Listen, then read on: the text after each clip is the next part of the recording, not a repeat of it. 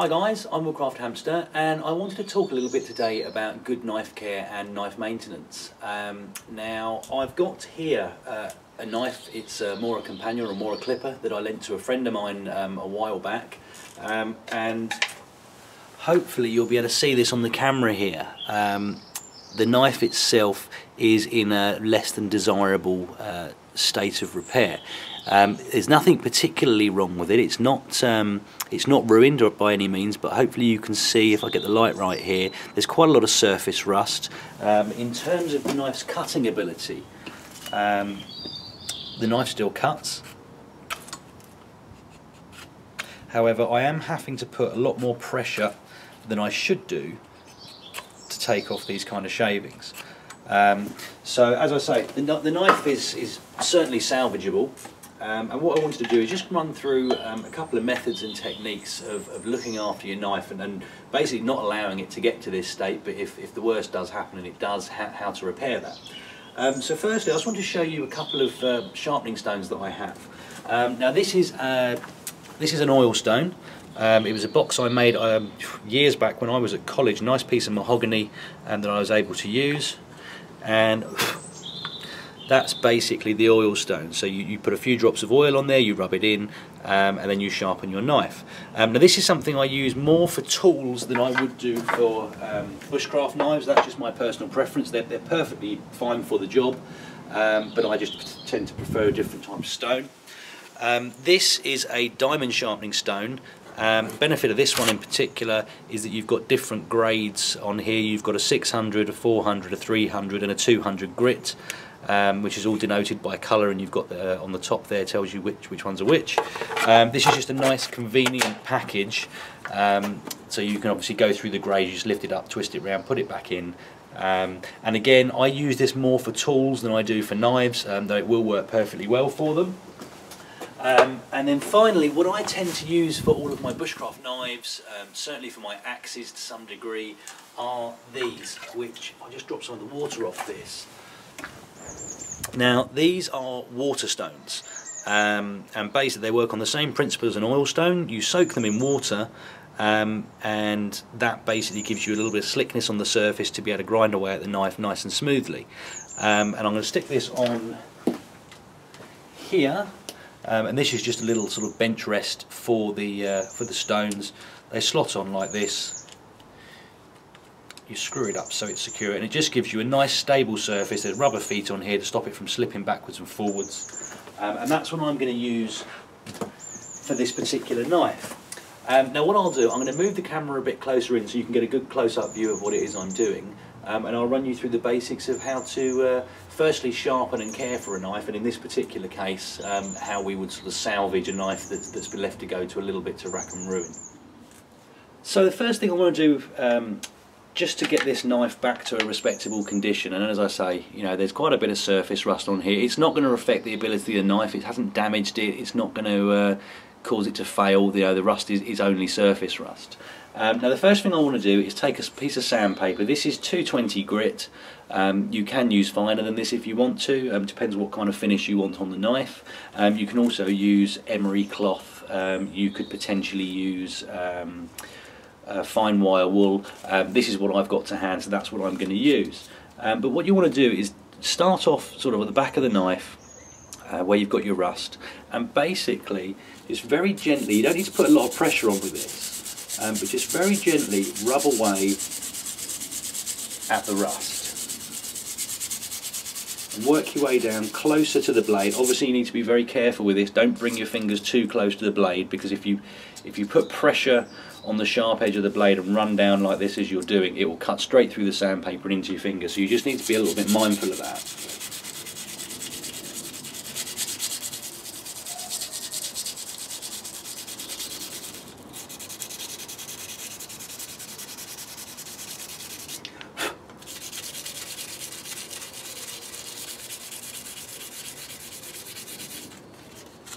And you can see here all the rust coming off on the sandpaper there. So it is cleaning it off nicely.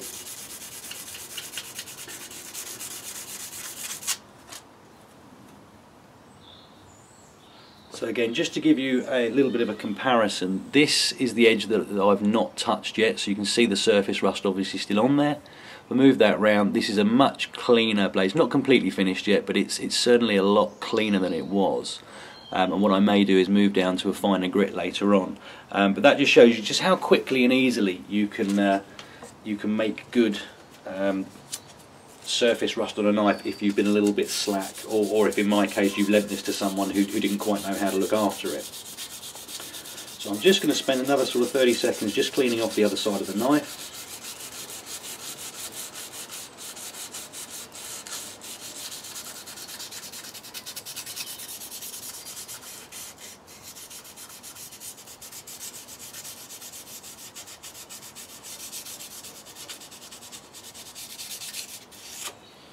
I'm just going to very carefully clean the bevel on the other side as well.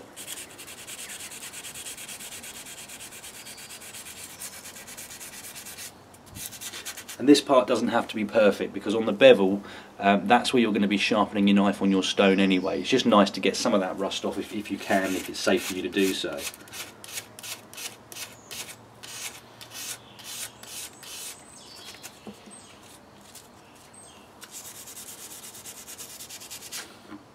And lastly, don't forget the spine of the knife. Often it's quite overlooked. And again, it doesn't have to be perfect, you just want to get the surface rust off.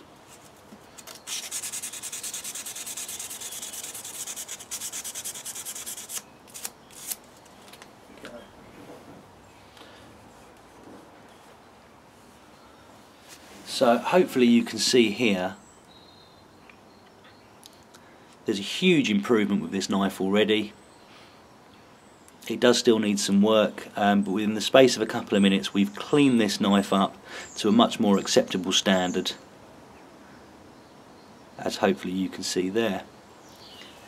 And what I'm going to do now, I'm going to take my water stone, I've just put that back into soak for a minute. Now this is a 1000 and 6000 grit double-sided water stone. This is the 6000, so this is the finer side. The darker brown there is the 1000, which is what I want for this this particular job. If the knife was particularly damaged, if there were chips and chunks in the blade, you would want to take a much lower grit water stone, maybe a sort of a 600 or a 400, just to grind some material away to get back to a nice flat smooth edge. And I think I've mentioned this in one of my videos before, but in terms of sharpening, especially with a bushcraft knife that's got a Scandinavian grind such as this, it's actually a very simple and easy process. So if I make sure I've got this at the right angle for you, what you want to do is put your knife, let me move this around a little bit more actually, so you want to put your knife flat on the stone like this, and what you do is you roll the knife forwards until it hits, or until you feel it hit a stop. And that is basically the bevel of the blade comes into contact with the stone and then stops. And when you can't push any further, and if I do push more than this, I can feel the knife rolling over, which is what we don't want to do, because you'll ruin the angle of the blade. So you put it perfectly flat, very gently roll it forward until it stops, and that's the angle at which your bevel should be sharpened at. So you will roll it forwards and just run the entire length of the blade up the knife like so.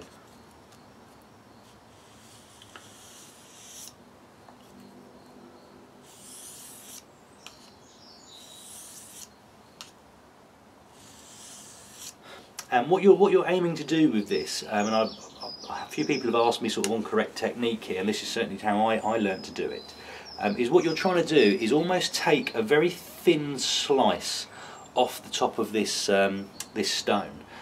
You don't need to put huge amounts of pressure on, but imagine you're sort of trying to cut the thinnest possible slice you can off the top of this stone.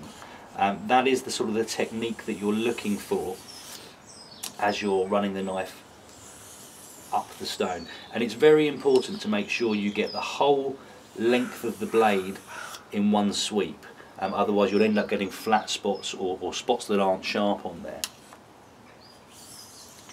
And you can do this 5, 8, 10 times.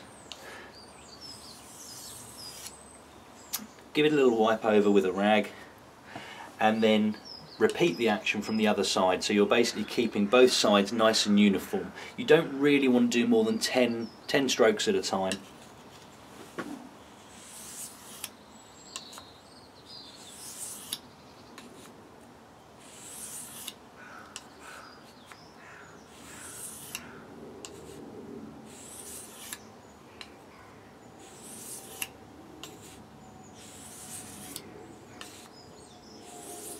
And what you also want to do is try and make sure you use the entire length of the stone. The more surface area you're using, the more efficient your sharpening will be. So that's between 8 and 10 strokes on both sides. I can feel that there's there's a slight improvement, reasonable improvement. I'm going to give it another 5 or 10 strokes on each side.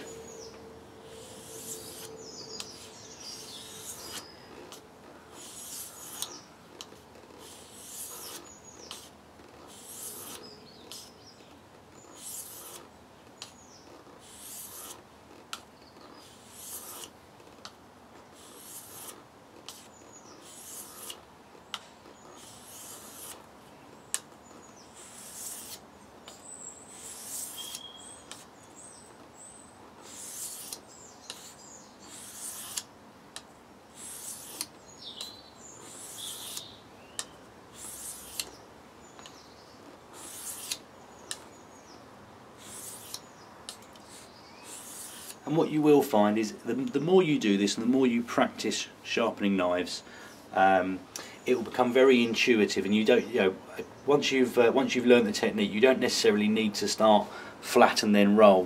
What you'll find is that as you put it down on the stone, you'll automatically start finding the correct angle without kind of going through that process. But certainly when you start, I've found that's the best way of learning how to do it. So again, I think that's probably all that blade needs on the 1000 grit. There's definitely an improvement there. And what I'm going to do, I'm just going to flip this stone over.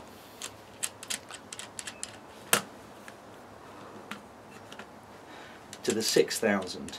And what you can do, it's certainly not entirely necessary, but these are Japanese water stones, and you can buy them with a very small stone like this, which is known as a Nagura stone. And what it allows you to do is you basically, on a circular motion on the 6000 stone, and what it will do is create a slurry on this stone. Now that will aid with a bit of lubrication for your sharpening, and also what you can do is you can take this slurry, there's not a huge amount of it on here, but although it will feel very, very smooth in your hand, it is a form of abrasive slurry, although it won't feel, it doesn't feel sort of gritty or sandy. But what you can do is very, very carefully, and you can put some pressure, put the knife somewhere so you've got a bit of support. And what you can do is you can use this slurry just to very subtly polish the knife. So if you have had some surface rust, as I have, it will allow you just to give it a bit of a general clean, a little bit finer than what you were doing with the sandpaper. And again, especially if you're not used to doing this, you do need to be very careful at this stage, because what you don't want to do is slip with your finger and end up running it down that blade, because obviously these are sharp blades, and a tiny little slip could cause you quite a serious cut.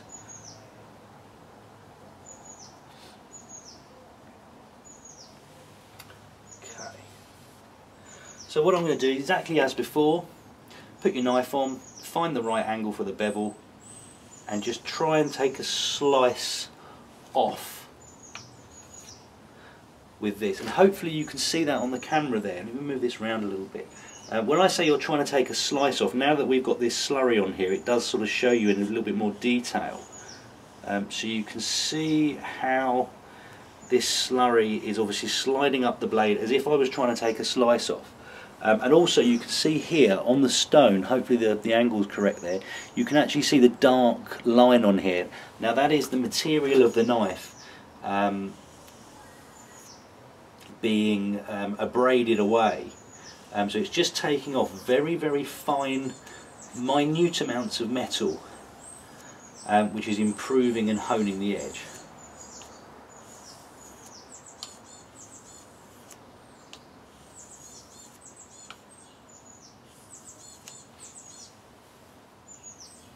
And again from the other side, it is very important to make sure you don't do too much on one side of the blade without doing the same to the other to keep things even.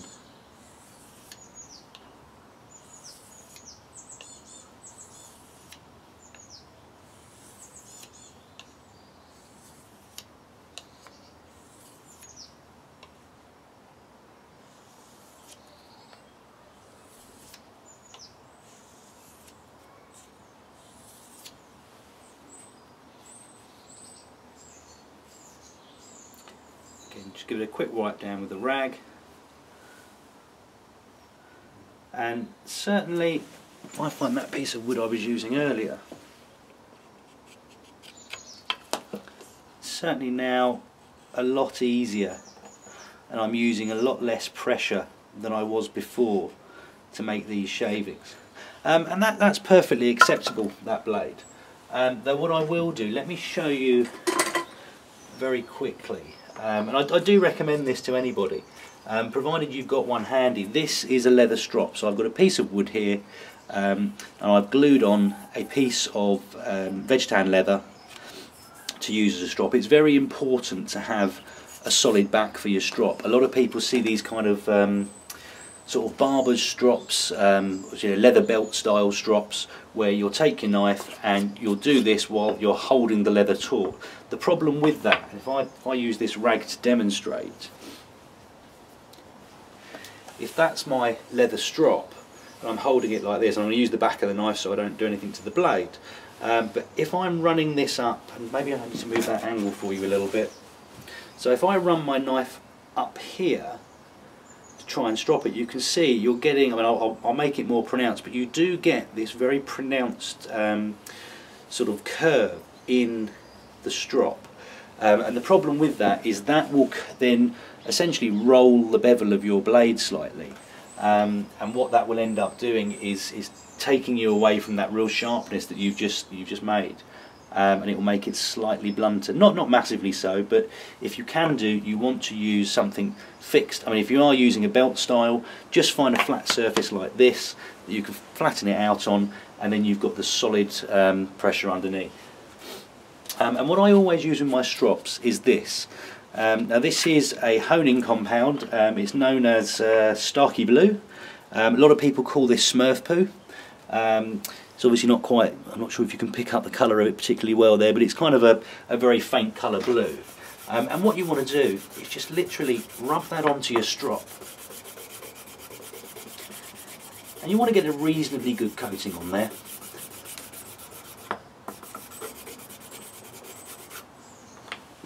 And hopefully again you can see that on there. So that's now got quite a good coating of the Smurf poo on there. And what you want to do, just take a seat for this. So you want to take your knife and basically you're doing the reverse of the sharpening process. Now because this is leather, what you don't want to do is put your knife on and push, because all you're going to do is cut into that leather. So you actually do the reverse, and you'll put your knife on, you'll find your the correct angle, and you'll run the blade backwards like this. And I'm going to do this a couple of times just so I can show you how this works. And what this is doing, if you were to look at this under a microscope, this blade at the moment would look almost like a saw blade. And that's all of the microscopic burrs from the sharpening process that have basically appeared because of that process. And by using a strop, what you're doing is you're very gently and gradually rubbing those away. And this material, this Starky Blue, is an abrasive material, And when I say abrasive, you know, it's not the sort of thing you could use for sort of sanding wood or anything like that, but certainly for fine work like this, that's what it's designed for.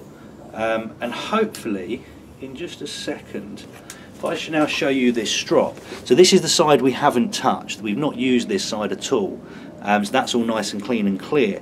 But actually this side has got very, very dark and taken on almost a shiny appearance. And that is the particles of metal that have been caught up in there while this material has sort of abraded them off of the knife. And that's what you're looking for. So again, I'll just give a couple more strokes on this side. And then what I'm going to do, I'm going to move over to the other side, and again it's exactly the same thing. You find your bevel angle and just gently but firmly run it down your strop, and straight away you'll know that you're doing this correctly, because you'll start to see the material change colour. It will go dark,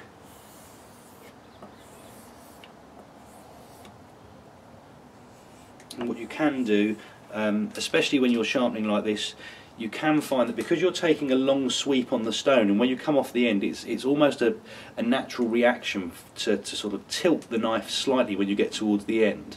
And what you do find is that sometimes you need to do a little bit of extra work just on the tip of the knife, and you can sort of feel that if you check it with your thumb. And this isn't actually too bad, but what I normally do is just do a little bit extra on the strop for the tip of the knife, just to make sure it's as sharp as the rest of the blade. And again, don't forget, when you're out in the field and you're using your knife, for the larger work certainly, so for taking off large chunks, you're using this sort of bottom main edge of the blade. But when it comes to doing any fine detail work, it's always the tip. You'll usually use the back of your thumb and you'll use the tip of the knife like so. And I'm going to leave that piece of wood there because I'm going to just do another little test in a minute, just to sort of show you how this does benefit, or the benefit of doing this.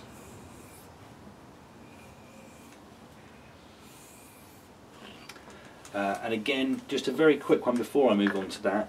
This is a mini strop that I made. Again, it's a piece of wood. This is actually a piece of leather from an old weightlifting belt that I found kicking around. Really nice thick leather, and again exactly the same thing. All you would do is make sure you get a good amount of honing compound on there, and this is the kind of thing that I would take out in the field with me, as opposed to using in the workshop, because I've got obviously a bigger sort of bench version. But if I'm out in the field, I'll take this with me, and again, if I need to sharpen my knife, I can do so with this. You can pre-impregnate it with the Starkey Blue or the Smurf Poo, and you know, if you're out for a day or a couple of days, you shouldn't really need to sharpen your knife unless you've done something really drastic with it. But again, you know, it's a nice little handheld version. You've got that nice solid back with the piece of wood there, and it's a really useful bit of kit. So again, just to sort of prove the point here, so I'm now putting barely any pressure at all on this knife. I'm cutting off some nice fine shavings, certainly a lot better than it was at the beginning of this video.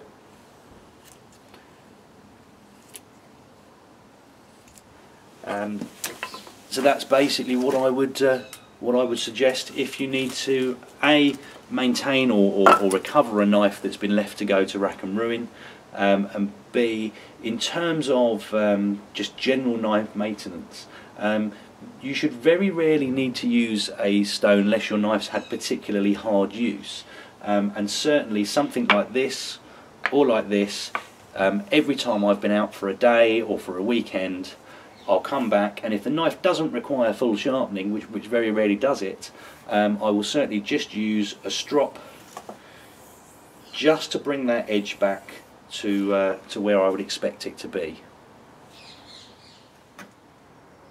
Right guys, well hopefully that was quite useful for some of you. Again, I really can't emphasise enough the importance of good knife care and good knife maintenance. You saw the condition of this knife was certainly not the best when I started the video, and it took maybe 15-20 minutes of not too much effort, to be honest, to get this back up to a condition where it's now perfectly usable and perfectly safe to use. Again, as I've said before, you don't need to go out and buy expensive kit to do this. These Japanese water stones, although I do prefer them and they're what I use to maintain most of my kit, that's something I've upgraded to over time. Prior to those, I was using diamond stones, and I think they probably cost maybe £10 or £12 for that set with a 4-sided diamond stone.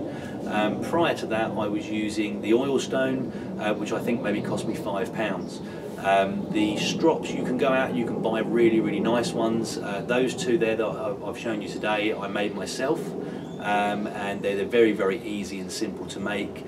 Honing compounds like Starkey Blue, you can pick up for a few pounds online at various places, and again, you don't even have to use the honing compound. You can just use a piece of leather, or you can go back to real sort of basics. You can just use a genuine leather belt. You can lay it on a nice flat surface like this, and you can strop with that just as easily. So again, as I say, I hope this was useful. I'd certainly advocate maintaining your tools, and again, you don't need to sharpen them every time you use them.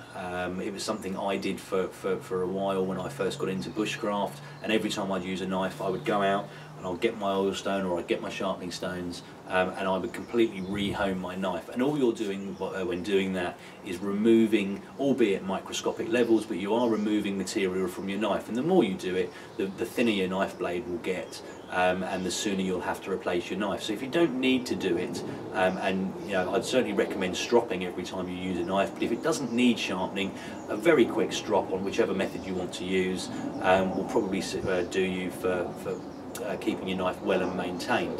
But comments and questions below, happy to answer any questions if anyone's got any technical queries. Feel free to subscribe if you'd like to see more, and I hope to see you next time. Thanks guys.